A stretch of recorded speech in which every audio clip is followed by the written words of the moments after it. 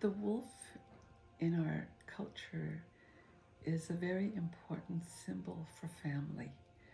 Um, the wolf in nature is very group and family oriented. So my mother, Peggy Housty, was the head of the wolf clan. Her name was Tsimklux. And the origin story that goes with that name is a very beautiful nuyum, but in essence, it also talks about the importance of family and taking care of each other, supporting one another, ensuring that we're well fed and that we are provided for. We have a traditional long history of Guilas, which is our traditional laws. And it isn't laws in a Western sense.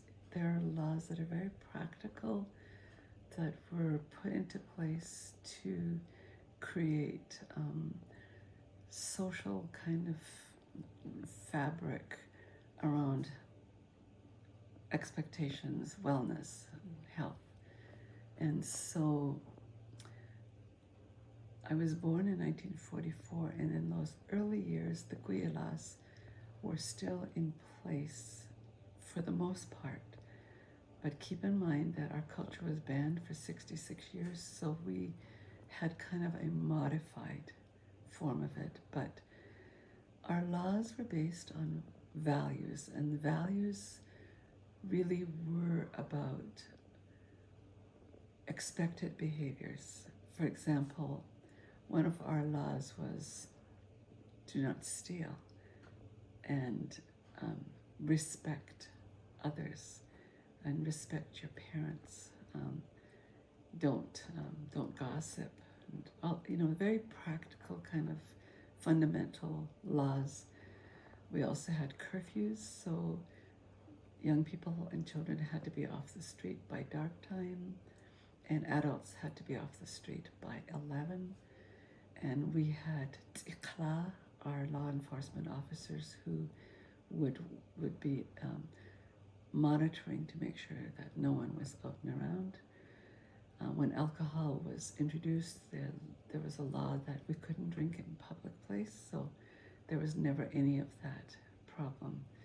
So long story short, all of these had been in place for at least 700 generations and adapted over time and modified. But the influence of the missionaries began to kind of, not negatively, but kind of brought into question those values and laws, because that we were being taught outside values. So we knew that there were certain expectations of us as individuals from a very young age, but it continued on till we were older, and we had the responsibility to tqela. Tqela means to monitor and observe, and if somebody's behavior seems to be out of line with our values and our expectations, we have a responsibility to speak to them and help them to correct their course. So that's tqela. So, and our parenting wasn't just restricted to our immediate parents. There was the whole extended family. So my aunties would often parent me, or my uncles. And so there was this whole wraparound support of individuals to assure that A, we were safe, and B, that we were following our what was expected of us in correct behavior, and that we continued to pass those along to our children. Herzog means to act and to speak in the right way. So that in itself embodies the value of what we expect everybody to be. And so that became the name of our nation, because that was the fundamental law that we had to live by.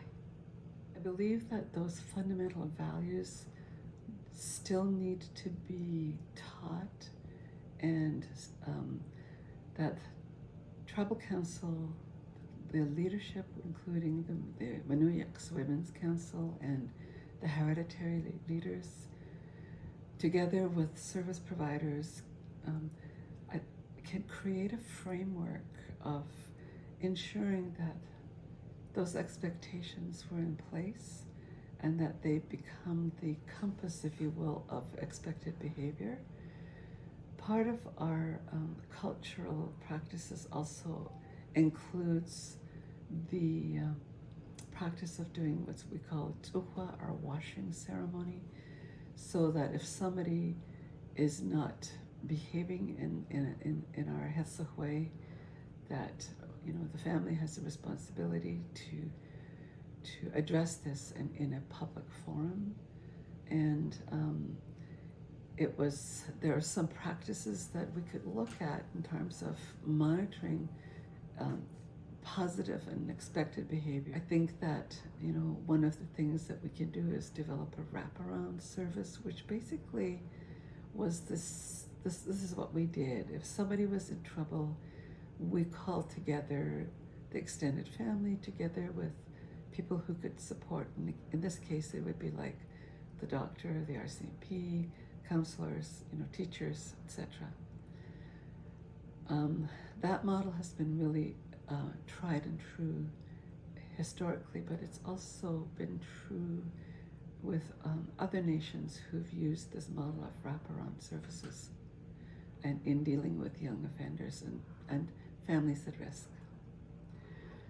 The reality is that with 5 generations of disruption, we've lost a lot of those values. So I think there needs to be a real purposeful way of teaching them in the school system and within the service agencies that support our people who are having trouble.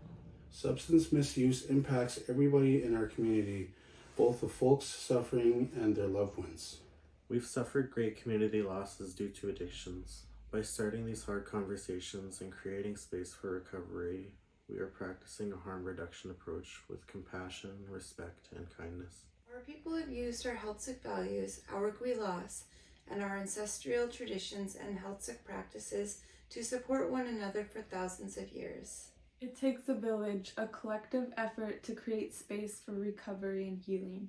This is a call to action for change that will have lasting impacts. Let's talk about how we can collectively create a harm reduction plan to keep our loved ones safe while using substances, while rooting them in our Healthsick ways of being, creating a sense of belonging and a sense of purpose.